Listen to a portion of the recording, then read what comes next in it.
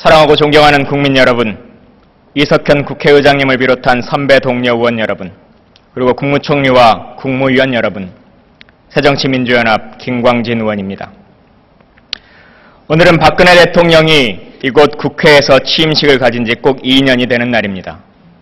하지만 지금 이 시간까지도 지난 18대 대통령 선거 과정에서 국정원과 사이버사령부 등 국가정보기관이 정치에 개입한 반민주적 현실을 이야기해야 하는 것에 대해서 국회의원이기 전에 민주공화국 대한민국의 한 일원으로서 참 참담한 심정으로 이 자리에 섰습니다.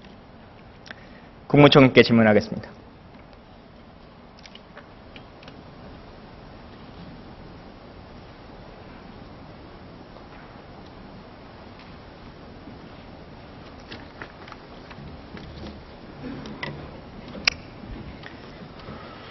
예, 우여곡절 끝에 총리가 되셨는데요.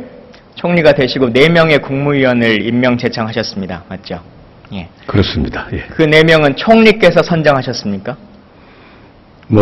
구체적인 말씀은 제가 드리지 못한 것을 양해해 주시기 바랍니다. 적절한 절차를 밟아서 말씀을 올렸습니다. 총리가 선임돼서 총리의 권한을 행사할 때까지 임명 제청을 기다리겠다라고 해서 총리가 선정된 다음에 하는 거 아니겠습니까? 물리적으로 제 임명이 좀 늦어졌기 때문에 이번만큼은 사전에 임명되기 전에 대통령과 협의를 했습니다. 결국 사전에 대통령, 청와대에서 결정된 인사에 대해서 총리께서는 말로는 책임 총리와 권한 총리를 말씀하시지만 결국 그냥 도장 빌려주는 대리 총리에 머무시는 거 아닙니까? 아시다시피 제 임명 동의안이 늦게 처리가 됐고 또 물리적으로 강요들을 임명이 되는 그런 상황이기 때문에 그러나 분명한 것은 대통령과 사전에 협의가 있었다는 말씀을 올립니다. 이후에는 허울뿐만이 아니라 명실상부한 권한 총리와 책임 총리의 모습을 보여주시기 바랍니다. 그렇게 하겠습니다. 예. 총리께서는 지난 대선 기간에 국방부의 사이버사령부의 요원들이 정치 댓글을 달고 국민 여론 조작에 동원되었다는 사실 인정하십니까? 그 문제 보도를 통해서 알고 있습니다. 예. 예. 제가 같은 질문을 재작년 10월에 국방부 국정감사 때도 질의를 했었는데요. 당시의 국방부 장관은 사실이 아니라고 이렇게 대답했었습니다. 1년이 지난 12월 30일 날 국방부 군사법원 판결문에 따르면 사이버사령부 소속 요원 120여 명의 요원들이 정치 댓글 12,800개를 달았다라고 인정했습니다. 대선 개입 자체를 부인하던 연재욱 옥도경 전 사령관들도 처음에는 정치관여 방조로 기소됐었다가 이후에는 수사 중에 실제로 정치관여를 했다라고 하는 이유로 정치관여죄로 집행유예 2년과 선고유예 판결을 받았습니다. 그러나 이들은 현재는 전역한 상황으로 아무런 책임과 피해 없이 연금을 받으면서 살아가고 있습니다. 화면에서 보시는 것처럼 최근 2월 17일자 한 여론조사의 결과를 보면 국정원 사이버사령부 등 국가기관의 대선 개입이 대선에 영향을 줬을 것이라는 의견이 64%가 나왔고 이명박 대통령의 지시나 동조가 있었을 것이라는 의견은 60% 이상으로 나타났습니다. 이러한 국민의 의견에 대해서 총리는 어떻게 생각하십니까? 예, 있어서는 안 될 일이 일어났다고 생각을 합니다. 예, 아시다시피 군의 정치적 중립이라고 하는 것은 헌법 5조 2항, 공직선거법 9조 1항, 국가공무원법 65조, 군형법, 기타 등등으로 강조하고 또 강조하고 있습니다. 그 이유는 분명합니다.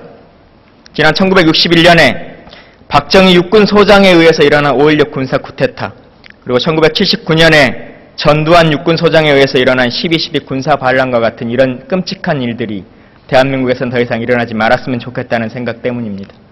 그런 일이 더 이상 없도록 국정을 잘 이끌어 주십시오. 예, 명심하겠습니다. 국방부 장관 나와 주십시오.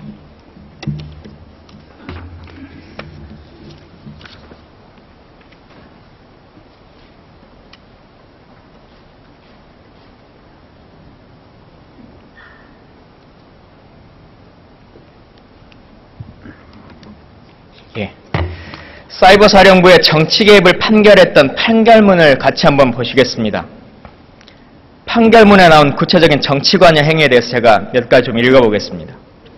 연재욱 전 사령관은 매일 17시경에 초안을 검토해서 자필 수정 또는 메모지를 통해서 수정사항을 지시, 매일 06시경 문맥, 오탈자, 작구 수정 등 대응 작전 결과 보고서 최종본을 점검했다. 보고서가 마음에 들지 않으면 레이저 포인터를 집어던지는 경우까지 있었다고 판결문에 기록되어 있습니다. 장관, 당시의 사이버 사령부는 누구의 지휘 통제 안에 있는 직할부대였습니까? 사이버 사령부는 국방부 장관의 직할부대입니다. 그렇습니다. 일반적인 부대와 다르게 사이버 사령부는 육군 총장이나 합참의장의 지휘를 받지 않고 국방장관의 직할부대로 있습니다. 사이버 사령관에게 직속 상관이라고 하는 것은 국방장관 딱 한 명밖에 없는 것이죠. 통상적으로 특정 부대의 지휘관이 어떤 보고서를 이렇게 꼼꼼하게 챙기는 것은 본인이 보기 위해서겠습니까? 아니면 누군가에게 보고를 하기 위해서겠습니까? 그것은 그 지휘관의 성향에 따라서 자기가 보는 것도 그렇게 꼼꼼하게 체크하는 경우도 있고 여러 가지 경우가 있을 수 있겠습니다. 상식적으로 대답 한번 해보십시오. 상식적인 차원에서 그렇습니다. 손바닥으로 하늘을 가리는 격인데요. 어떤 지휘관이, 장성이 자기가 보는 서류를 나중에 더 검토하기 위해서 보다가 메모지에 메모해서 오탈자를 검토하고 문맥을 검토하고 마음에 들지 않으면 레이저 포인터를 던지고 이러겠습니까? 누가 봐도 누군가에게 보고를 하기 위한 서류였다고 판단이 듭니다. 판결문에도 나타나죠. 김관진 당시 국방부 장관이 보고받았을 개연성이 아주 높습니다. 그러나 군 검찰은 김관진 장관을 한 번이라도 조사한 적 있습니까? 제가 알기는 없는 것으로 알고 있습니다. 예, 한 번도 없습니다. 서면도 없죠. 그렇게 알고 있습니다. 예, 정권을 바꿔가면서 국방장관을 하고 지금 이 시간까지도 청와대 국가안보실장으로 있는 살아있는 권력입니다. 김관진 장관을 지키기 위한 군 검찰의 셀프 수사와 군 법원의 셀프 판결, 누가 봐도 한계를 그대로 드러내고 있는 수사입니다. 총리 다시 한번 나와주십시오.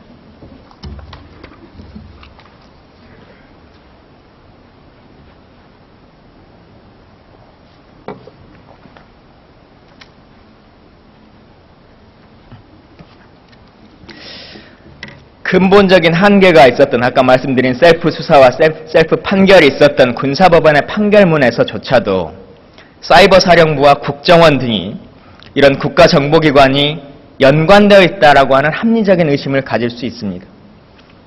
총리께서는 오랜 공직생활을 하셨기 때문에 흔히 내곡동이라고 하는 곳이 어디를 지칭하는 용어인지 알고 계시죠? 네, 대충 짐작을 합니다. 어디라고 생각하십니까? 그래서 좀 말씀드리기 좀 그렇습니다. 예. 아니, 아주 쉬운 질문입니다. 다들 알고 있는 그런 곳이지요. 예. 그러니까 다들 아는 곳 어디입니까?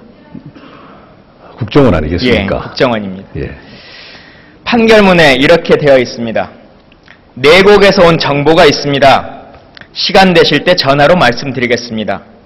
국정원 국정조사 관련 깊이 생각해보고 대처 바랍니다.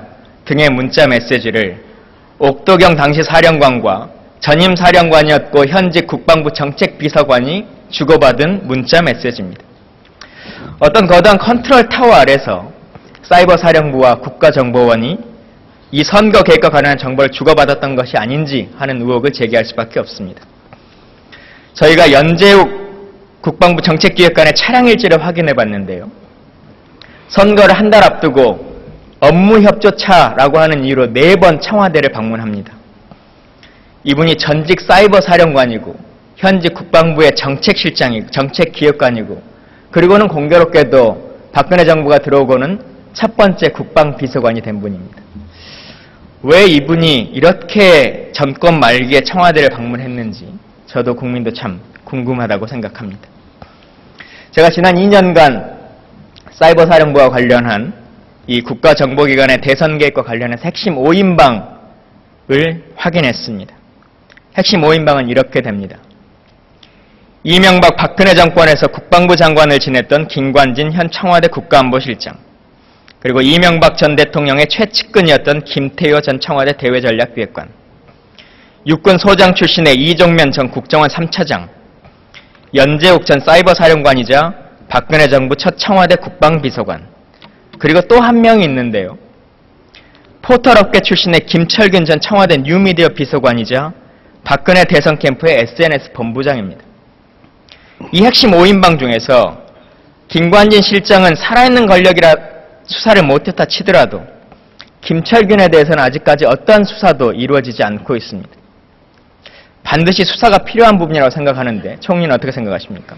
네, 제가 뭐 그 부분에 대해서 구체적인 정보를 갖고 있지 못하기 때문에 말씀드리기 좀 그렇습니다만은 구체적인 범죄 혐의가 있다면 법과 원칙에 따라서 수사가 이루어질 수 있다고 생각을 합니다. 네, 이 자리에서만 그치지 마시고 돌아가셔서 다시 한번 확인해 보시기 바랍니다. 네. 국방부는 이 사건이 이루어지고 나서 그래도 나름대로 군의 정치적 중립을 지키기 위해서요. 그리고 사이버 사령부가 다시는 이와 같은 일들을 벌이지 못하도록 하기 위해서 많은 노력을 하고 있습니다. 그런데 제가 확인을 해본 결과 실시간으로 어떤 업무를 할 수 있는지를 모니터링할 수 있는 감시 시스템을 작동할 수 있습니다. 3억 정도밖에 예산이 들지 않습니다. 그런데 어떠한 이유에선지 예산을 확보하지 못한다는 이유로 몇 년간 진행하지 않고 있습니다. 다른 의도가 있는 것이라고 오해할 수밖에 없는 상황입니다. 총리께서는 확인하셔가지고 이 문제를 해결해 주시면 좋겠습니다. 예, 살펴보겠습니다. 예. 이런 수사에 참여했던 고위 간부가 얼마 전에 저를 찾아와서 이런 말을 했습니다.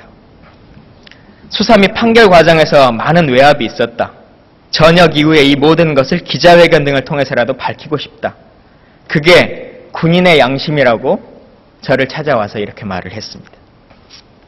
흔히 정의는 승리하고 진실은 밝혀지기 마련이라고 합니다. 제가 아주 쉬운 질문 하나 드려보겠습니다. 군대는 명령에 살고 명령에 죽는 조직 아니겠습니까? 그리고 어떤 범죄를 저지르려면 목적이라고 하는 것이 있어야 될 텐데요. 연재욱, 옥도경 이 두 사령관이 어쨌든 법적으로 불법 행위라고 하는 것을 저질렀습니다. 단연간에 걸렸고 120여 명의 사람을 동원했고 국민의 세금 수십억을 사용했습니다. 그런데 지휘 체계에 있는 어느 누구도 알아주지 않았고 체계에 있어서 지시도 받지 않았다라고 하는 이 말에 대해서 총리께서는 납득할 수 있습니까? 이거 이번에 보니까 10길 물속은 알아도 사람 한 길 속은 잘 모르겠더라고요. 잘 모르겠습니다. 이 또한 개인적 일탈일 것이다 라고 판단이 뭐 되십니까? 현재로서는 그렇게 판단할 수밖에 없습니다. 한 개인도 아니고 부대의 사령관이 한 사람이었으면 또 모릅니다. 그런데 사령관이 바뀌어가면서도 그 일을 끊임없이 하는 거죠. 시스템으로 하고 있었던 겁니다. 앞으로 재판 과정을 좀 유심히 지켜보겠습니다. 예. 나오셨으니 박근혜 대통령의 대표적인 광주 전남의 대선 공약이었던 호남 고속철도에 대해서 한 말씀을 드리겠습니다. 1단계 사업의 개통을 앞두고 있습니다. 그런데 2단계 노선이 아직도 확정되지 않고 있습니다. 내용 알고 계십니까? 네, 조금 알고 있습니다. 예. 이 2단계 사업이 약속대로 광주 송정, 그리고 나주 혁신도시, 무안공항, 그리고 목포로 이어지는 이 노선으로 확정될 수 있도록 이 자리에서 확답해 주실 수 있습니까? 이 문제에 대해서 구체적으로 제가 국토부로부터 보고를 못 받았기 때문에 말씀드리기가 좀 그렇습니다만은 기본적으로 지금 말씀하시는 그러한 노선이 긍정적으로 될 수 있도록 한번 검토를 해보겠습니다. 대통령께서는 누누이 네. 강조하셨던 예, 사항이 제가 알고 있습니다. 예, 하기 예. 때문에 총리께서 말 그대로 책임 총리로서의 역할을 다해 주시기 바랍니다. 많은 관심을 갖고 보겠습니다. 예. 슬프게도 다시는 있어서는 안 될 세월호 참사가 일어났었습니다. 국방부가 1,600억 원을 들여가지고 최신식 구조함이라고 하는 통영함을 만들었습니다만 끝내 투입되지 못했습니다. 그 이유는 2억을 들이면 살 수 있는 원가 2억짜리 소나를 41억 원에 구입해오는 것으로 대변되는 방산 비리 때문이었습니다. 박근혜 대통령께서는 시정연설에서 국민의 안전을 볼모로 범죄를 일으키는 방산 비리는 이적행위다라고 표현하실 만큼 국민의 분노가 높습니다. 총리, 대한민국의 한 해 국방 예산이 어느 정도나 되는지 아십니까? 현재 US 달러로 한 300억 달러 정도로 알고 있습니다. 우리 돈으로 어느 정도나 됩니까? 한 30조에서 30조 정도로 알고 있습니다. 올해 국방 예산 37조 원 정도 됩니다. 네. 북한의 국방 예산은 연간 얼마나 되는지 아십니까? 글쎄 그 북한의 통계를 저희가 인용한다는 게 좀 그렇긴 합니다만은 한 4억 달러 정도 되지 않겠나? 우리 돈으로 얼마? 우리가 37조면 글쎄 한 4, 5천억 정도 우리 돈으로. 그런데 4, 5천억 정도. 네, 북한의 국방비를 그렇게 판단한다는 것은 좀 문제가 있기 때문에 그건 별 의미가 없다고 봅니다. 이 통계 수치에. 그렇게 총리가 되시고 보고를 받으신 적이 있습니까? 아니, 4, 5천억 제가 정도. 다른 자료를 보다가 본 자료이기 때문에 정확성에 대해서는 제가 자신을 못합니다. 물론 지금까지도 얼마가 정확한지를 구체적으로 말하지 못합니다. 국방장관에게 물어볼 때 다르고 합참의장에게 물어볼 때 다릅니다. 근데 통상 우리가 3조 원 정도라고 얘기를 하죠. 10배 정도의 차이가 납니다. 그럼에도 불구하고 우리는 전쟁에 나면 질 수도 있다라고 하는 말을 작년 국정감사에서 어떤 장성이 한 것으로 이슈가 됐었죠. 이 많은 예산을 정말 제대로 썼다면, 정말 필요한 데 썼다면 과연 대한민국 군이 지금 이런 지경에 이르렀을까라고 하는 생각을 갖습니다. 총리님 들어가셔 좋습니다. 국방부 장관께 묻겠습니다.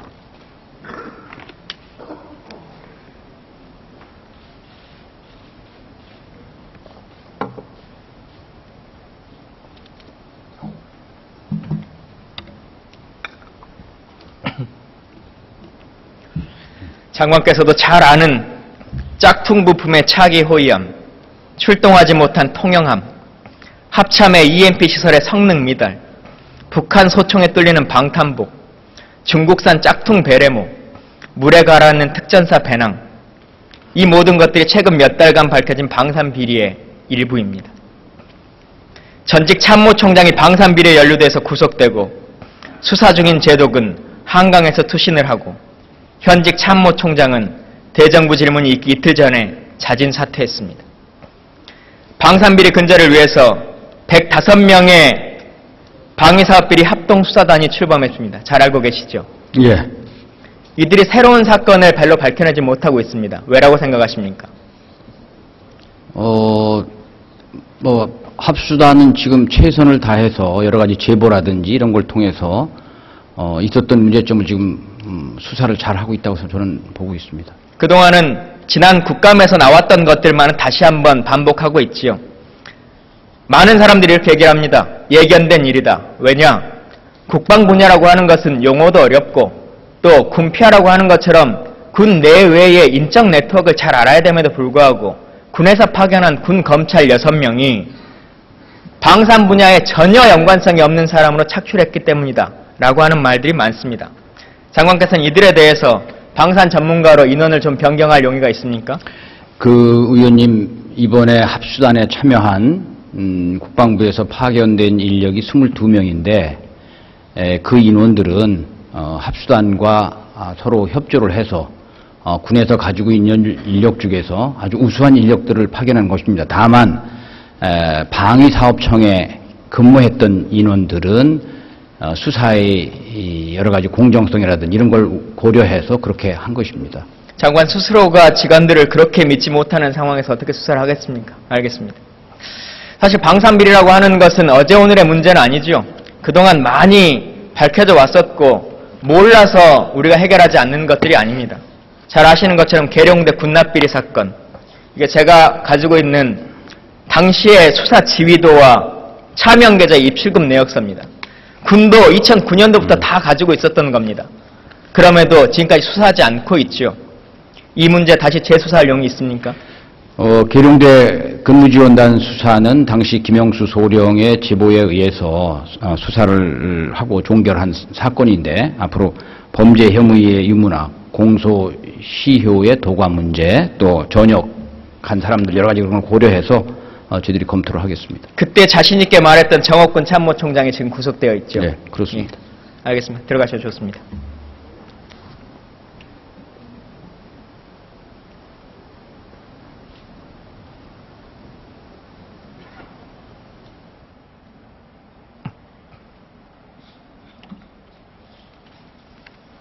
해군사관학교의 교훈은 귀가는 정의를 행함에 있어 닥쳐오는 고난을 감내할 수 있는가라고 합니다. 제복을 입은 군인이 부끄럽지 않게 당당히 정의를 외칠 수 있는 자랑스러운 대한민국 군이 되기를 바랍니다. 연간 37조 원의 국방 예산을 누군가의 뒷주머니를 채우기 위해서가 아니라 지금 이 순간 땀 흘리고 있는 장병들의 삶을 바꾸기 위해서 사용될 수 있도록 최선을 다하겠습니다. 국가기관의 대선 개입 부분은 지금 당장은 실체적 진실을 밝힐 수는 없을 것입니다. 아서 캐슬러의 말처럼 역사는 하소연하는 이들의 턱뼈가 떨어져 먼지가 될 즈음에야 판결을 내리는 것일지도 모릅니다. 하지만 저와 새정치민주연합은 끝까지 진실을 국민들께 알려드리기 위해서 최선을 다하겠습니다. 경청해 주셔서 감사합니다.